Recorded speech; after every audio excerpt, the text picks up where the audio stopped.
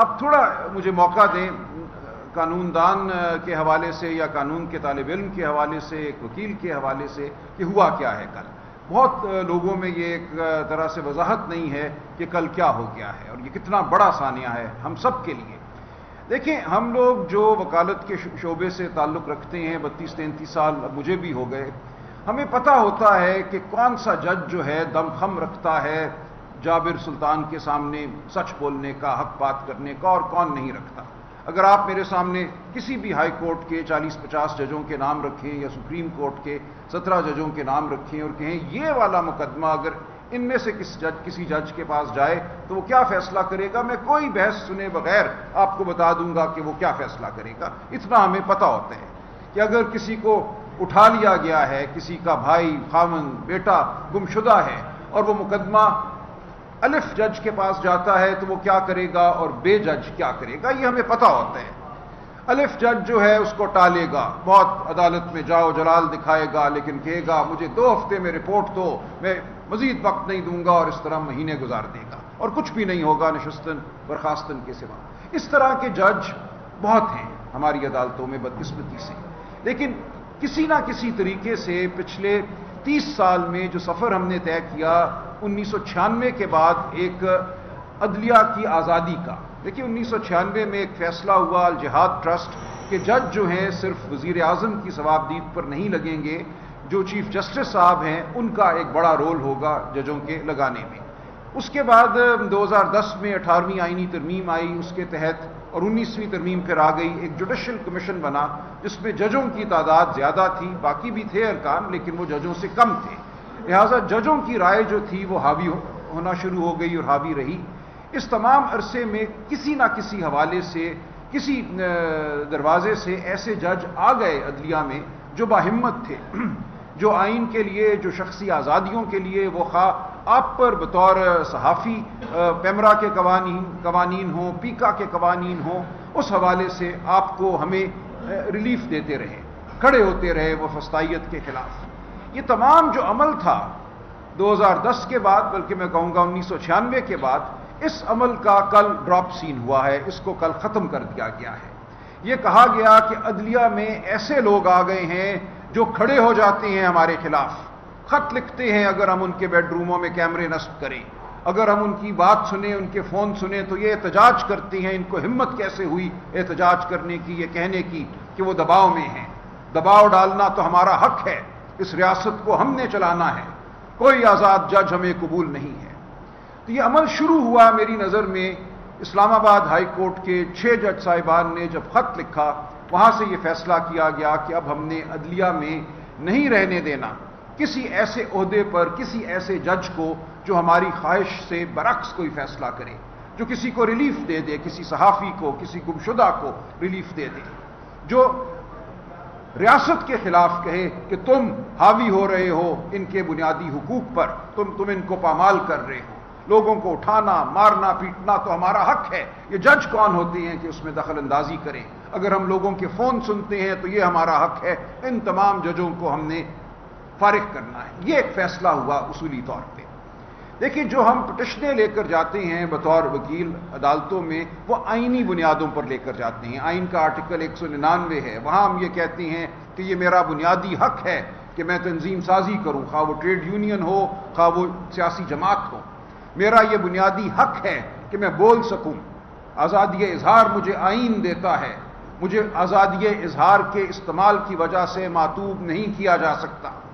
آپ میرے کسی پیارے کو گھر سے اٹھا کر نہیں لے جا سکتے. ایک قانون ہے جو مجھے زندگی کی، میرے وجود کی ضمانت دیتا ہے. تو یہ تمام معاملات آئینی نوعیت کے ہیں، یہ سیاسی نہیں ہیں، یہ بنیادی حقوق سے منسلک معاملات ہیں. کل یہ کہا گیا کہ ان معاملات کو سننے کے لیے ہائی کورٹوں میں بھی اور سپریم کورٹ میں بھی جج جو ہیں وہ حکومت متعین کرے گی. ایک کمیشن بنا دیا گیا ہے، اس کمیشن میں اکثریت ہمیشہ حکومت کی ہوگی، حکومتی پارٹی کی. اور آپ جانتے ہیں کہ اس وقت حکومت کیا ہے. حکومت صرف ایک ماسک ہے، اس کے پیچھے کون کھڑا ہے ہم سب جانتے ہیں. تو فیصلہ کل یہ ہوا، اس فارم 47 پارلیمنٹ نے اور ان لوگوں نے جو اپنے آپ کو آئین پاکستان کا وارث کہتے ہیں، انہوں نے اپنے ہاتھ کاٹ دیے، اپنے ضمیر کو دفن کیا۔ انہوں نے تمام طاقت عدالت کی جو ہے عدالت میں تعیناتی کی، وہ ان کو دے دی جو جبر کرتے ہیں۔ جبر کرنے والوں کو کہا گیا کہ اب اپنے مرضی کے جج لگاؤ، اس ملک میں اب سکون ہی سکون ہوگا، چین ہی چین ہوگا، جس کو چاہو اٹھا لو، جس کو چاہو اس کا منہ بند کر دو۔ تو یہ سب سانیہ کوئی پی ٹی آئی کا سانیہ نہیں ہے۔ مجھے حیرت ہوتی ہے جب لوگ کہتے ہیں یہ پی ٹی آئی کا معاملہ تھا۔ یہ معاملہ تو آپ کے بچوں کا ہے، آپ کے پیاروں کا ہے، یہ آپ کا ہے، آپ کی روزگار کا ہے، یہ بطور انسان میرا ہے، ہم سب کا ہے۔ تو یاد رکھیے، سمجھ لیجئے بہت اچھی طرح کہ کل ہم سب کے ساتھ ایک واردات ہوئی ہے، پاکستان کے ہر بچے کے ساتھ، ہر بوڑھے کے ساتھ، ہر عورت کے ساتھ، ہر بلوچ کے ساتھ، ہر پختون کے ساتھ، ہر سندھی کے ساتھ، ہر پنجابی کے ساتھ، ہر کشمیری اور گلگت بلتستان کے باشندے کے ساتھ۔ کل ہم سب اب محکوم ہو گئے ہیں، اب ہمارے پاس کچھ بھی نہیں ہے اپنے دفاع کے لیے۔ جب ہم ایک پٹیشن لے کر اب جائیں گے عدالت میں تو وہ پٹیشن ایسے جج کے پاس جائے گی جس کی ڈوریاں جو ہیں وہ کھینچنے والے وہی تو جبر کرتے ہیں، وہی تو اٹھانے والے ہیں۔ تو ہم نے مکمل طور پہ عدلیہ نے جو آزادی حاصل کی تھی پچھلے 30-40 سالوں میں، اس میں بہت جد و جہد ہے، آپ سب کی جد و جہد ہے، صحافیوں کی ہے، پاکستان کے عوام کی ہے، وکلاء کی ہے۔ اس جد و جہد کا کل گلا گھونٹ دیا گیا۔ کہا گیا کہ اب ہائی کورٹوں میں بھی اور سپریم کورٹ میں بھی وہی جج اس قسم کے معاملات کو سنے گا جس کو ہم مقرر کریں گے۔ اور وہ کیا کرے گا آپ جان سکتے ہیں۔ مسنگ پرسنز کا ایک کمیشن بنایا گیا، ایسے ہی ایک جج کے تحت جسٹس جاوید اقبال صاحب ہوا کرتے تھے جو نیب کے بھی چیئرمین رہے۔ ہم جانتے ہیں اس مسنگ پرسنز کمیشن میں کیا ہوا، نشستن برخاستن لوگ روتے رہے، ٹھوکریں کھاتے رہے، فریاد کرتے رہے، لوگوں کا استحصال ہوا، لیکن کوئی فیصلہ نہ ہوا، ایک بھی کوئی شخص برآمد نہ ہو سکا۔ تو اب یہ حال تمام عدالتوں کا ہوگا پاکستان کی۔ ہر ہائی کورٹ میں اب ایک کانسٹیٹیوشنل بینچ نامی ایک دڑبہ بنایا گیا ہے۔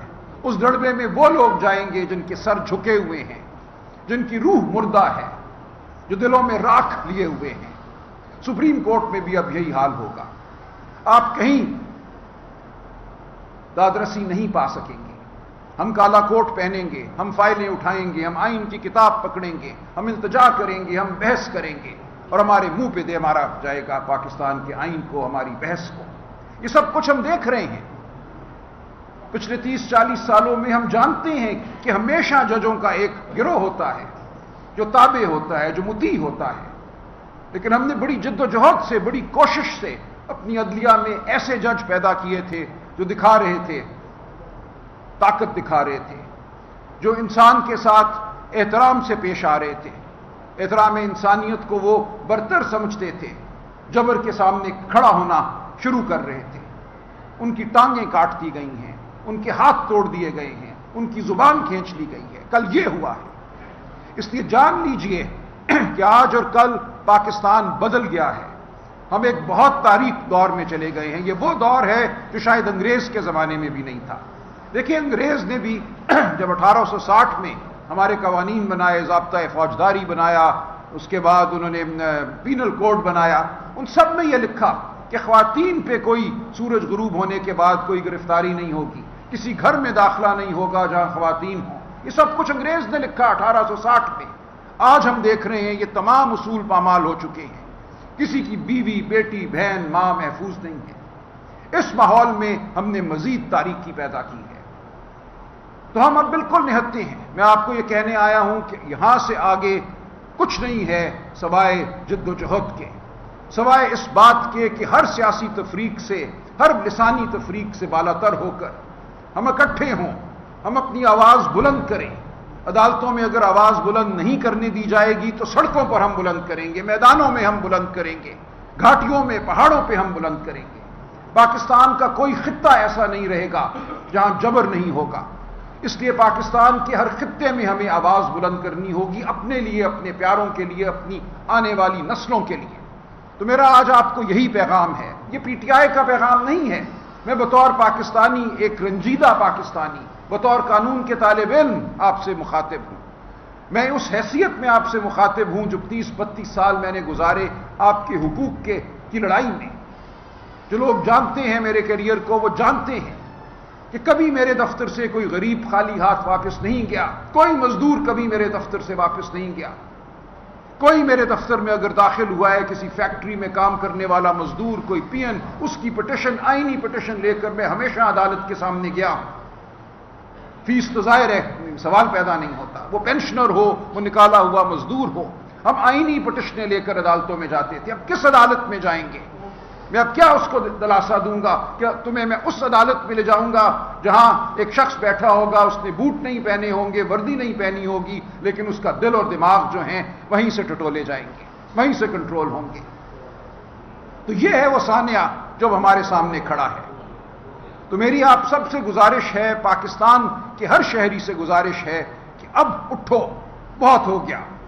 اب ہمارے پاس کوئی چارہ نہیں ہے اس کے سوا کہ ہم اپنی آواز بلند کریں۔ ہم لڑتے رہیں گے عدالتوں میں، جو بھی ہے، جس قسم کی بھی عدالتیں ہیں، لیکن وہاں آپ توقع نہ رکھیے۔ اب آپ کو معاملات کو سمجھنا ہوگا، اپنے ہاتھ میں لینا ہوگا۔ جو عمل ہے یہ مدافعت کا، ریزسٹنس کا، اس کا حصہ بننا ہوگا۔ تو میری آپ کو یہی دعوت ہے، چاہے آپ پی ٹی آئی میں ہوں، چاہے آپ پی ٹی آئی سے باہر ہوں، کہیں بھی ہوں، اب آپ کے پاس کوئی آپشن نہیں ہے اس کے سوا کہ آپ مدافعت کریں، پاکستان کو بچائیں، پاکستان کو تاریک تر ہونے سے بچائیں۔ اس کو ہم نے قبرستان نہیں بننے دینا، یا قبرستان کی خاموشی نہیں ہم نے ہونے دینی۔ کوئی ملک فلاح نہیں کرتا۔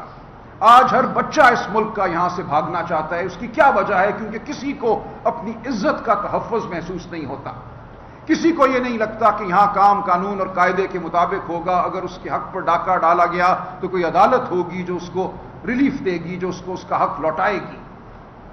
آج وہ خواب اگر تھا کہ اس ملک میں قانون کی حکمرانی ہوگی تو وہ خواب ہم سے آج اور دور ہو گیا ہے۔ تو میری یہی گزارش ہے، درد مندانہ گزارش ہے کہ آئیے اپنا ساتھ دیجئے، پاکستان کا ساتھ دیجئے، شرافت کا ساتھ دیجئے۔ ہم آپ کے ساتھ ہیں۔